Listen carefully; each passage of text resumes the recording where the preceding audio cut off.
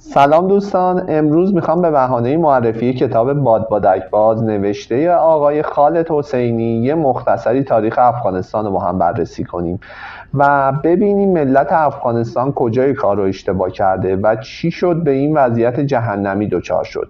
و میخوام در پایان این پرسش رو از خودتون بپرسید که آیا سرنوشت ملت ایران هم شبیه ملت افغانستان خواهد بود؟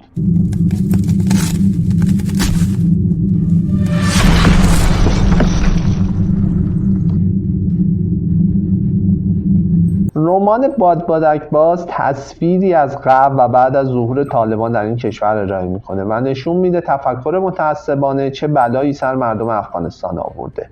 کشور افغانستان همیشه این وضعیت اسفباری که ما امروزه از این کشور میبینیم و نداشته و اگه شما به گذشته این ملت نگاهی بیندازید کشوری به مراتب پیشرفته تر از امروز افغانستان میبینید. من یه مختصری از تاریخ افغانستان رو میگم، البته رد پای این حوادث رو میتونید داخل رمان ببینید و شاید کمکتون کنه حوادث داستان رو بهتر درک کنید. شاه امان الله خان در سال 1919 میلادی مصادف با آخرین سالهای سلطنت احمدشاه در ایران قدرت رو در افغانستان به دست میگیره. اون انگلیسی‌ها رو شکست میده و استقلال افغانستان رو اعلام میکنه.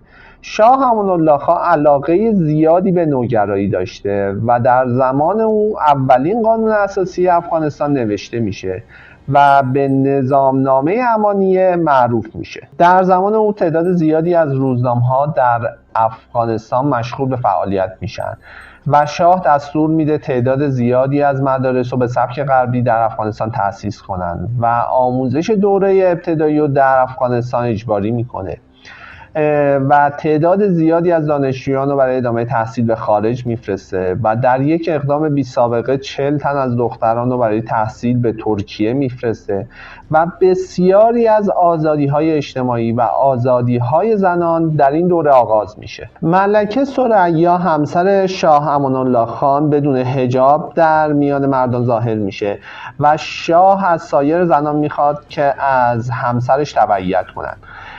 این اقدامات شاه و بی‌حجاب ظاهر شدن ملکه در اذهان عمومی باعث میشه ملایی به نام ملا عبدالله بر ضد شاه قیام کنه.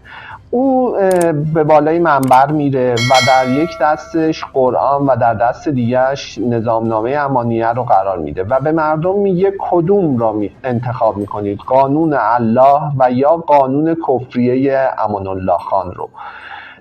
این قیام توسط امان الله خان سرکوب میشه ولی مقدمه‌ای بر قیام‌های بعدی در افغانستان میشه. شاه امان الله خان سفری به اروپا داشته و در اروپا تحت تاثیر پیشرفت‌های اروپا قرار میگیره و وقتی به افغانستان برمیگرده دستور میده که زنان دیگه نمیتونن با چادر در خیابان‌ها عبور کنن و مردان رو تشویق به پوشیدن کت و شلوار میکنه. این اقدامات شاه به مذاق جامعه سنتی افغانستان خوش نمیاد و قیام میکنن و شاه امان الله خان در این قیام ها شکست میخوره و به خارج فرار میکنه و فردی به نام حبیب الله کلکانی قدرت رو به دست میگیره. او خودش رو خادم دین رسول الله معرفی میکنه و در 9 ماه حکومتش تمام دستورات امان الله خان رو لغو میکنه و دستور میده تمام مدارس رو ببندن. کلکانی تاجیک بوده و پشتونها از اینکه یه تاجیک بر اونها حکومت کنه ناراضی بودن. پشتونها از فردی به نام نادر که یکی از فرماندهان امان الله خان بود حمایت کردند و بر ضد کلکانی قیام کردند و در نهایت کلکانی شکست میخوره و وقتی نادر که خودشو نادرشاه نامید بعداً وارد شهر شدن اموال تمام غیر پشتونها رو به غارت بردن و همین اقدامشون آغاز درگیری‌های قومی در افغانستان شد. نادرشاه دستور داد که تمام روزنامه‌ها در افغانستان تعطیل بشه و وزارت عدلیه رو به روحانیون سپرد و در قبالش روحانیون هم در مقابل جنایت‌های نادرشاه سکوت کردند. نادرشاه به وسیله دین حکومت خودش رو تحکیم میبخشه ولی بعد از 4 سال توسط فردی تاجیک تبار ترور میشه و کشته میشه و در سال 1911 پسر 19 سالش ظاهرشاه به قدرت میرسه، ولی قدرت در افغانستان عملا در دست عمو و پسرعموهاش بود و در سال 1953 ظاهرشاه پسرعموی خودش داوود خان رو به عنوان نخست وزیر انتخاب میکنه. داوود خان میخواست کشور رو مدرن کنه ولی بودجه لازم برای انجام این کار رو نداشت و این زمان مصادف بود با جنگ سرد بین آمریکا و شوروی و هر کدوم از این دو قدرت میخواستن نفوذ خودشون رو تو افغانستان افزایش بدن. داوود خان از این فرصت استفاده کرد و درهای کشور رو به روی خارجیان باز کرد و داوود خان جمله معروفی داره که وقتی من سیگار آمریکایی خودم رو با کبریت شوروی روشن کنم خوشبخت ترین فرد در جهانم. پروژه های زیادی در افغانستان شروع به فعالیت کردن، کارخانه، سد، تونل و بزرگراه‌هایی در افغانستان ساخته شد، ولی مهمترین بخش این تغییرات آموزش بود که به دانشجویان افغان اجازه میداد که در دانشگاه‌های آمریکا تحصیل کنند. شوروی هم به افغانستان تانک و سلاح‌های نظامی میفروخت و قرار شد ارتش افغانستان در شوروی آموزش ببیند، ولی این نوگرایی بعد از 20 سال با مشکلاتی همراه بود. افرادی که در غرب تحصیل کرده بودند فرهنگ جدیدی رو با خودشون به افغانستان آورده بودند. زنها به عنوان دکتر، معلم و کارمند در افغانستان مشغول به کار شده بودند و کالاهای خارجی در افغانستان وارد شده بودند. بانک، کلوب‌های شبانه و خانه‌های مدرن در افغانستان زیاد شده بودند، ولی این توسعه محدود به کابل و شهرهای بزرگ افغانستان بود و جامعه سنتی افغانستان به دور از این پیشرفت‌ها بود.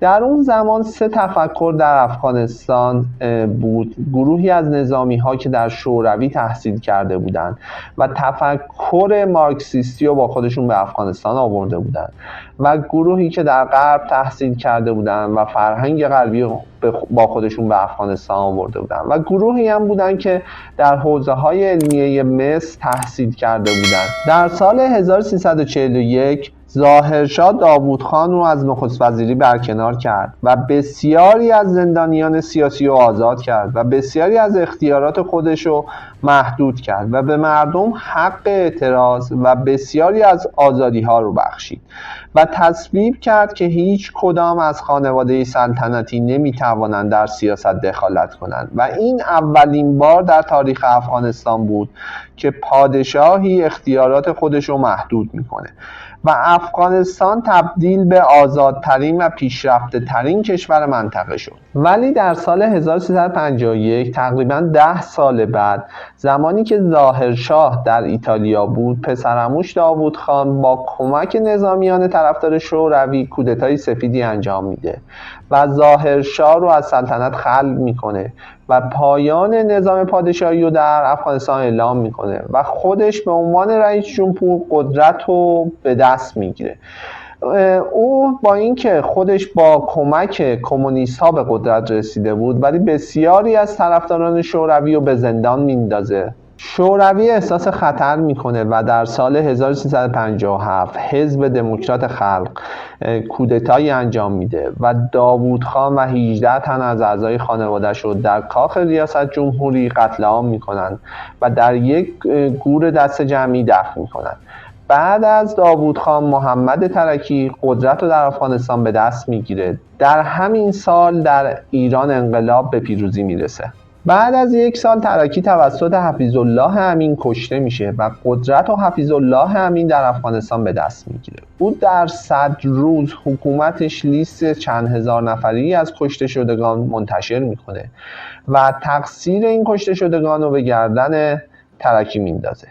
حفیظالله امین قصد داشته که با آمریکا و غرب وارد رابطه بشه که روس‌ها از این اقدامش احساس خطر میکنن و طی عملیاتی ابتدا اونو توسط آشپز روسیش مسموم میکنن و با عملیاتی نظامی اونو میکشن. بعد از حفیظالله امین فردی به نام ببرک کارمل قدرت رو در افغانستان به دست میگیره.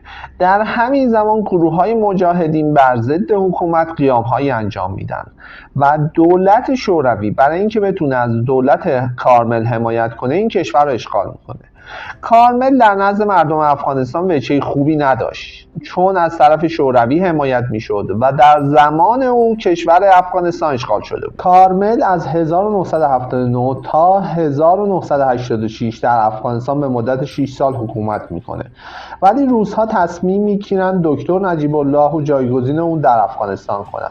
دکتر نجیب الله طرح آشتی ملی رو در افغانستان اجرا میکنه و در زمان اون روس‌ها خاک افغانستان رو ترک میکنن، ولی با فشارهای گروه مجاهدین و خیانت ژنرال‌های ارتش به ویژه ژنرال دوستم، دولت دکتر نجیب سقوط میکنه. تقریبا 3 سال قبل از سقوط دکتر نجیب جنگ در ایران به اتمام رسیده بوده. دکتر نجیب الله قصد داشت که از فرودگاه کابل فرار کنه که افراد ژنرال دوستم این اجازه رو بهش نمیدن و دکتر نجیب الله به دفتر سازمان ملل متحد پناهنده میشه و در زمانی که کابل توسط طالبان اشغال میشه، طالبان به دفتر سازمان ملل متحد حمله میکنه و دکتر نجیب الله رو میکشه و در یکی از چهارراه‌های شهر کابل به دار میآویزه. مجاهدین شامل گروه‌های مختلفی بودند که هر کدوم تفکر خاص خودشون رو داشتن. اونها وقتی به شهر کابل وارد میشن اموال عمومی رو غارت میکنن. بر اساس توافق گروه‌های مجاهدین در ابتدا صبغت الله مجاهدی به عنوان رئیس جمهور به مدت 2 ماه انتخاب میشه و بعد از او برهان الدین ربانی به عنوان رئیس جمهور انتخاب میشه. در زمان ظاهرشاه گروهی از افراد در حوزه‌های علمیه مس تحصیل میکردند که برهان الدین ربانی هم یکی از همین افراد. در ابتدا قرار بود قدرت بین گروه‌های مجاهدین در گردش باشه، ولی برهان الدین ربانی به دلیل ناآرامی‌ها شورایی تشکیل میده و اون شورا تصمیم میگیره برهان الدین ربانی در قدرت باقی بمونه و گلبدین حکمتیار به عنوان نخست وزیر انتخاب بشه. ولی گلبدین حکمتیار چون خودش میخواست رئیس جمهور بشه، بر علیه حکومت ربانی اعلام جنگ میکنه و هزاران راکتو به روی شهر کابل شلیک میکنه و باعث مرگ هزاران نفر میشه. پاکستان از اختلاف بین گروه‌های مجاهدین استفاده میکنه و با حمایت مالی عربستان گروهی به نام طالبان رو تشکیل میده. اونها در سال 1996 یعنی 4 سال بعد از اینکه مجاهدین قدرت رو در افغانستان به دست گرفتن، جنوب افغانستان رو اشغال میکنن و با استقبال بی‌نظیر مردم مواجه میشن و طالبان به سرعت به سمت کابل پایتخت حرکت میکنه. دولت ربانی مجبور میشه که کابل رو تخلیه کنه و مرکز حکومت رو به مزار شریف انتقال بده. طالبان حکومت رو در افغانستان به دست میگیره و 5 سال حکومت میکنه. در سال 2001 حادثه برج‌های دوقلو اتفاق میفته و آمریکا از طالبان میخواد که بن لادن رو تحویل بده، ولی طالبان مخالفت میکنه و آمریکا تصمیم به حذف گروه طالبان میگیره و به افغانستان حمله میکنه. بعد از سقوط طالبان کنفرانسی در بن آلمان تشکیل میشه و حامد کرزای به عنوان رئیس جمهور موقت انتخاب میشه. در زمان حامد کرزای بیشترین کمک‌های مالی به افغانستان میشه و حامد کرزای به بهانه نبود امنیت از برگزاری انتخابات سرباز میزده و در نهایت بعد از 13 سال در سال 2014 این انتخابات برگزار میشه. حامد کرزای از اشرف غنی حمایت میکنه و این زمینه ساز تقلب گسترده در انتخابات میشه و در نهایت با میانجیگری وزیر امور خارجه آمریکا تصمیم بر این میشه که قدرت بین دو رهبر یعنی اشرف غنی و دکتر عبدالله تقسیم بشه. ولی چندی بعد اشرف غنی قدرت رو به طور کامل در افغانستان به دست میگیره. در زمان اشرف غنی حدود 1 میلیون نفر از افغانستان مهاجرت میکنن و اشرف غنی بارها خواستار بازگشت مهاجرین به افغانستان شده بود. این در حالی بود که خود خانواده اشرف غنی در آمریکا زندگی میکردند و خانواده بسیاری از وزرا و حتی رقیب اشرف غنی دکتر عبدالله هم در خارج از افغانستان زندگی میکردند. پس از خروج آمریکا از افغانستان طالبان دوباره ظهور پیدا میکنه و سیاستمدارهای افغانستان بدون هیچ گونه مقاومتی پا به فرار میگذارند. جالب اینه که خیلی از مردم از طالبان استقبال میکنن. شما خیلی از این حوادث رو در روند داستان میبینید، ولی سوال اینجاست که چرا مردم افغانستان نتونستن از فرصت‌هاشون استفاده کنن و با تمام کمک‌های خارجی که به این کشور شد، این کشور هنوز درگیر طالبان و جنگ‌های داخلیه. اگر جامعه‌ای نتونه اعمال نسل قبلی خودش رو نقد کنه و کورکورانه اعمال نسل قبلی رو تقلید کنه، اون جامعه محکوم به نابودی است و هیچ رشدی نخواهد داشت و جامعه درگیر تعصب‌هایی میشه که هیچ منطقی برای اون نداره. و این مختص افغانستان نیست. زمانی اروپا هم درگیر تعصبات کلیسا بود و اگه افرادی مانند دکارت، جان لاک و روسو و غیره نبودن که عصر روشنگری رو در اروپا بنا کنند، اروپا هم هنوز جامعه عقب افتاده‌ای داشت. و این تعصب رو شما در جوامعی که دین هم ندارن مشاهده می‌کنید. قرنها قبل قبایلی به قبیله مرسی در آفریقا حمله می‌کردند و زنان این قبیله را می‌دزدیدند و زنها برای اینکه دزدیده نشوند لب‌هایشون رو به این شکل در می‌آوردند. سال‌هاست که قبایل متجاوز وجود ندارند، ولی هنوز این رسم ادامه داره و زنها مجبور هستن لبهاشون رو به این صورت در بیاورن. و اگر افراد اون جامعه تعصب و کنار میگذاشتن و اعمال نسل قبلی رو نقد میکردن و یه چرا از خودشون میپرسیدن، جامعهشون یه قدم به سمت پیشرفت گام برمیداشت. و یا مثلا در زمان پیامبر خلافت به عنوان شیوه حکومتی معرفی میشه، چون لازمه اون زمان این شیوه حکومتی بوده. ولی امروزه که صحبت از آرا و دموکراسی هست، حکومت یک فرد بر یک جامعه هیچ معنایی نداره و اگر گروه‌های مذهبی از این شیوه حکومتی دفاع می‌کنن چیزی جز تعصب نیست. جامعه‌ای که درگیر تعصب بشه نمیتونه واقعیت‌های جهان رو ببینه و کشور ما هم تا اندازه‌ای درگیر این تعصبات شده. واقعیت اینه که کشور ما در 10 سال اخیر هیچ رشدی نداشته و اگه نمودار GDP تولید ناخالص داخلی ایران رو با کشورهای بحران زده‌ای مثل ترکیه مقایسه کنید، می‌بینید که در سال 1364 تولید ناخالص ما 209 میلیارد دلار بوده و تقریباً اقتصاد ما 3 برابر اقتصاد ترکیه بوده و در سال 2020 تقریباً 34 سال بعد تولید ناخالص ما 231 میلیارد دلار بوده و اقتصاد ترکیه 720 میلیارد دلار تولید ناخالص داشته که تقریباً 4 برابر ماست. این در حالیه که ترکیه نفت نمیفروشه و بخش بزرگی از GDP ما از فروش نفته و ما باید تعصب و کنار بگذاریم و از خودمون بپرسیم چرا اقتصاد ما در این وضعیت قرار داره. کشور ما دچار بحران آب هست، ولی جامعه آنچنان درگیر تعصب دینی شده که انرژی جامعه صرف موضوعاتی مثل گشت ارشاد و حجاب میشه و اصلاً به موضوعات اساسی جامعه پرداخته نمیشه. تاریخ افغانستان در کشور ما در حال تکراره و ما شاهد مهاجرت هزاران نفر از نیروهای متخصص خودمون به کشورهای اروپایی هستیم و بسیاری از رؤسای ما هم تابعیت کشورهای اروپایی رو دارن و در اولین بحرانی که ایران دچارش بشه ملت ایران رو تنها میذارن و به کشورهای اروپایی فرار میکنن. ما باید تعصب رو کنار بگذاریم و این تنها راه نجات ماست. اگر کسی با نظر ما مخالف، دشمن ما نیست و نیاز نیست اونو نابود کنیم. اگر درصدی از جامعه نمیخوان که حجاب داشته باشن، ما نمیتونیم اونا رو به خاطر عقاید خودمون مجبور به داشتن حجاب کنیم. امیدوارم دیدن این ویدیو براتون مفید بوده باشه. ما در این ویدیو رمان بادبادک باز رو به شما معرفی کردیم. لینک دانلود کتاب صوتی رمان بادبادک باز رو در قسمت توضیحات براتون قرار میدم و سعی کردیم در این ویدیو به این پرسش پاسخ بدیم که چرا ملت افغانستان در این وضعیت جهنمی قرار دارن. فیلمی هم از این رمان ساخته شده که آقای همایون ارشادی هم در اون ایفای نقش کردن. توصیه میکنم حتما قبل از دیدن فیلم کتاب رو مطالعه کنید، چون بخش‌های زیادی از رمان از فیلم حذف شده. و در پایان میخوام به این پرسش پاسخ بدید که آینده ایران شبیه به کدوم یک از کشورهای جهان خواهد بود؟ موفق و پیروز باشید. اللهم